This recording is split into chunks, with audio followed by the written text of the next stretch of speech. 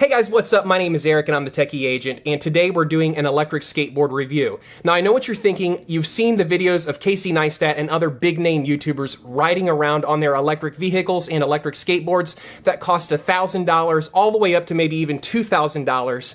And who can afford that? Well, I certainly can't, and you probably can't either, and that's why you're here watching this video. But what can $250 get you on an electric skateboard? You might be surprised to find out.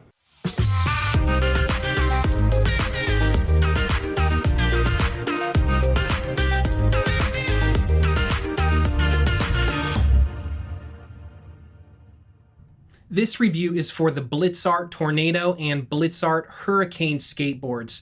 Now these skateboards are identical with the exception of the shape of the deck. One has more of a rounded torpedo look and the other one has more of that traditional boosted board, longboard look. But both boards are the same in terms of length and other specifications, just the board itself has a slightly different shape. Now you can currently pick both of these boards up on Amazon for $279. For current pricing, you can click the link in the description below to take you over to Amazon to check on that pricing. But for $279, you're getting an electric skateboard that promises 17 miles per hour in terms of consistent speeds and up to 10 miles in range. So in this review, I want to find out, does this board actually deliver on its promise of 10 miles distance, and does it actually go 17 miles per hour? Additionally, I want to discuss the reliability of this board. A lot of these cheaper boards have a bad reputation of not working for very long. After maybe a couple of months of riding, they no longer work. So I want to discuss the longevity of the board, the quality of the board in comparison to boards that are 3, 4, 5 times as much money. And then lastly, I want to discuss why the board that you're seeing on screen now might be different than the other Blitzart Tornado and Huracane boards that you've seen reviewed here on YouTube. Because Blitzart has upgraded or updated this board without necessarily rebranding it as a second version. And so some of the reviews here on YouTube are actually for a previous generation board,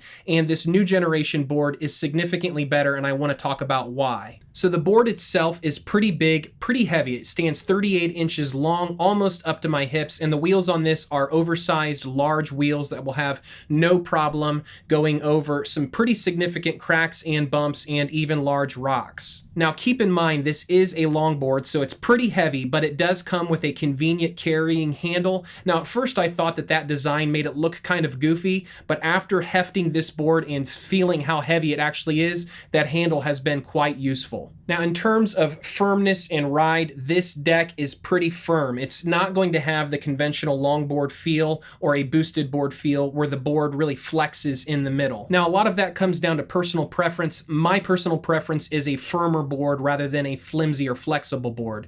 The trucks on this are okay. They came a little bit too loose and I did have to tighten them up. The board is powered with a single 350 watt hub motor. Now what that means is that the motor is contained in one of the rear wheels to drive the board forward, as opposed to having a belt system with a motor on the outside. So everything is contained within that wheel. Now the drive wheel is slightly wider than all of the other wheels. This does not throw off your equilibrium or make the board unstable while you're riding. Charging time on the board is about 3 hours from absolute zero all the way up to 100%. There is a charging port on the battery underneath the board with an included AC adapter. And then there's also a button that you just simply depress once to turn the board on, and then you long press the button in order to turn it off. You control the board with a wireless remote that is included. The remote has a forward, a brake, a shift button to allow you to go in reverse. It also has an LED light indicator to give you a rough idea of the battery that's left on your board. And then it does have a switch on the side that powers the remote on and off, and a switch that allows you to choose a beginner or advanced mode. The remote has built-in rechargeable batteries, which are recharged with a standard micro USB port.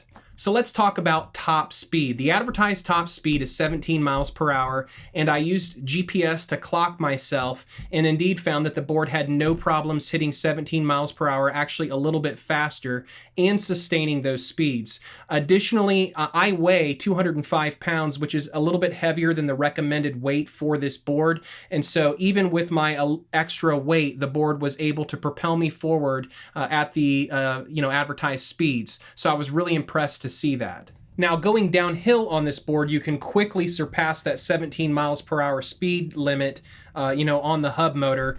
But actually 17 miles per hour was about all the faster I was comfortable taking this board. Any faster and the board felt a little bit wobbly. I'm not someone who does a lot of skateboarding, so 17 miles per hour was perfect for me. Now, if you're someone with a death wish, there is a version of this board that has not one but two hub motors that will reportedly take this board upwards of 20 miles per hour or even faster. So I'm going to put a link in the description below if you would prefer to have a board that's a little bit more expensive. It is $500, but will go a lot faster.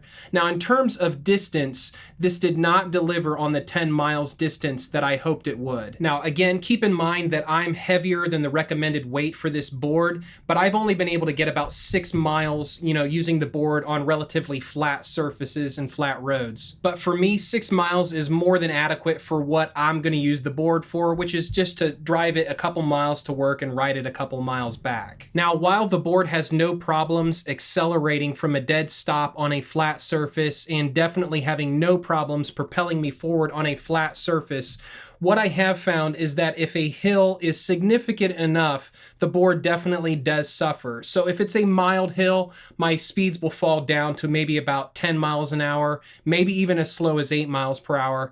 But I've actually hit some hills that are steep enough where the board is not able to budge me at all. So if you want a board that can take hills, you're definitely going to have to opt in for a more powerful board or get one that has two hub motors. So let's talk about what makes this version of the board different than previous generations of the Blitzart Tornado and Huracane board. Notice the bottom of this board compared to the bottom of the review for this board. Now, technically speaking, it's supposed to be the same board, but clearly Blitzart has upgraded the battery pack. There have been some who have torn into the old battery pack as opposed to the new battery pack and are saying that the new battery pack and internals and all of the wiring is a substantial upgrade over previous generations of this board. So a lot of the bad reviews are actually for a previous generation of the board that is no longer manufactured. With that being said, you can protect your $279 investment on this board for up to 4 years using Amazon's warranty. Now, their warranty is only, I think, $14 or $17.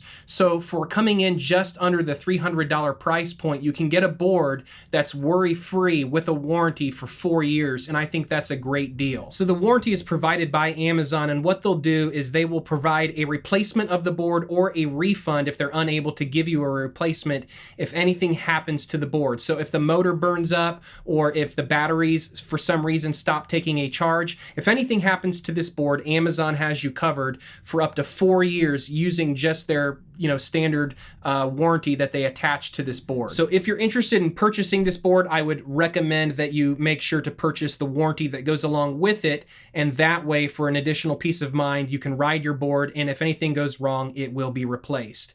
So that's my take on this board. I think it's a fantastic value coming in under the $300 price point. It definitely delivers on the speed, and you're going to get not quite 10 miles per hour, but close to it.